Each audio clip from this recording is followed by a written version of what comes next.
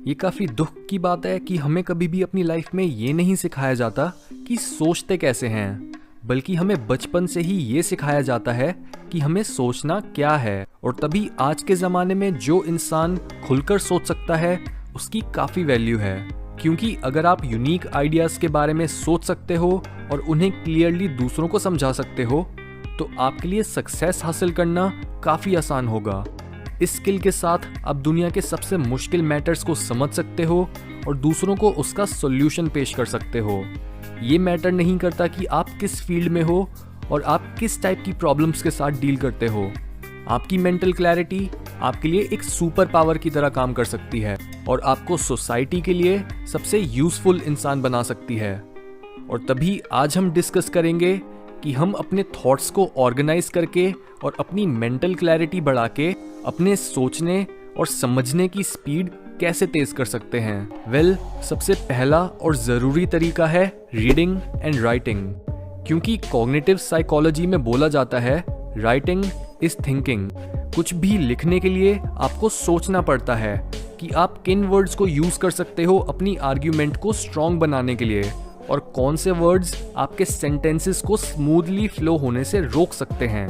MD ज्यूडी Willis एक neurologist है और उनकी रिसर्च बताती है कि किसी भी कॉम्प्लेक्स टॉपिक के बारे में लिखने से हमारे दिमाग की इंफॉर्मेशन को रिसीव, प्रोसेस और याद रखने की एबिलिटी इम्प्रूव होती है। और इसके साथ ही कुछ भी लिखना हमारे दिमाग के लिए एक एक्सरसाइज की तरह होता है, जिसकी मदद से हम अपने दिमाग को इफेक्टिवली यूज कर सकते हैं। जितना खुलकर आप किसी टॉपिक के बारे में लिख सकते हो वो बता सकता है कि आप कितना खुलकर सोच सकते हो।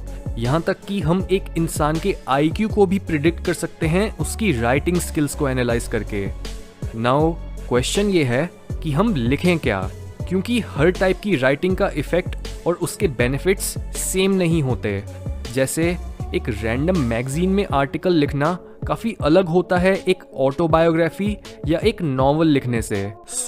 मेंटल क्लैरिटी हासिल करने के रास्ते की इस रुकावट से डील करने के लिए आप रीड करना स्टार्ट करो। अपने आप को शार्प बनाओ हिस्ट्री, साइकोलॉजी और लिटरेचर पढ़ के, और फिर किसी भी हार्ड प्रॉब्लम को पकड़ो और उसके बारे में लिखो। ये असली तरीका है अपने आप को एक डीप थिंकर बनाने का। सेकेंडली, हमें बात करनी चाहिए आपकी हेल्थ की, क्योंकि ब्रेन फॉग यानी मेंटल क्लैरिटी ना होने में हमारे लाइफस्टाइल का भी बहुत बड़ा हाथ होता है। इसमें इंक्लूडेड है आपकी डाइट और वाटर इनटेक, यानी आपकी मील्स में ज़्यादातर कैलोरीज कहाँ से आती हैं।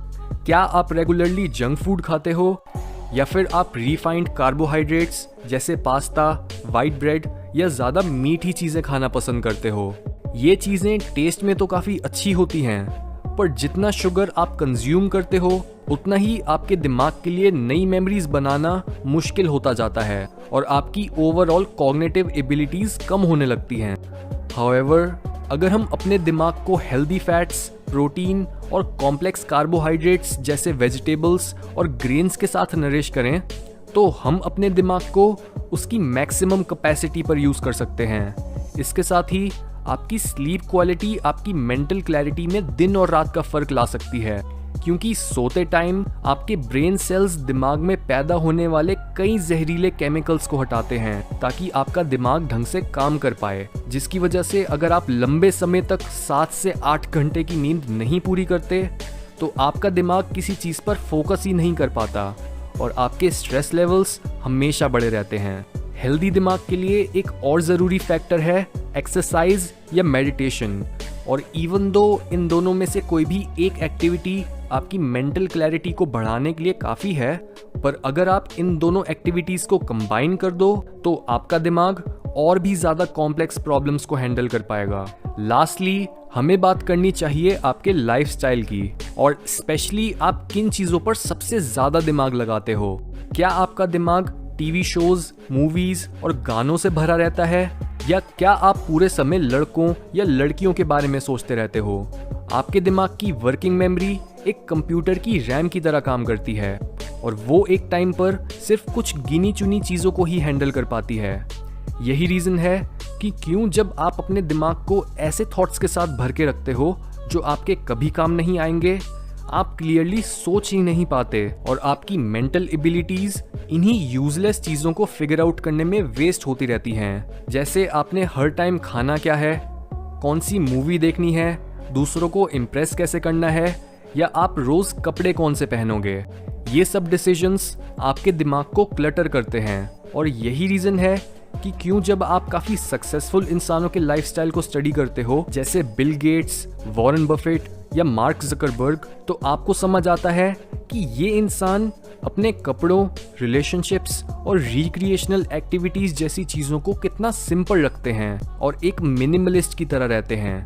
ये हैबिट्स इनके दिमाग को उन चीजों पर फोकस करने के काबिल बनाती हैं जो एक्चुअल में इनके लिए मैटर करती हैं, और इस तरह से ये अपने सोचने और समझने की स्पीड तेज कर पाते हैं।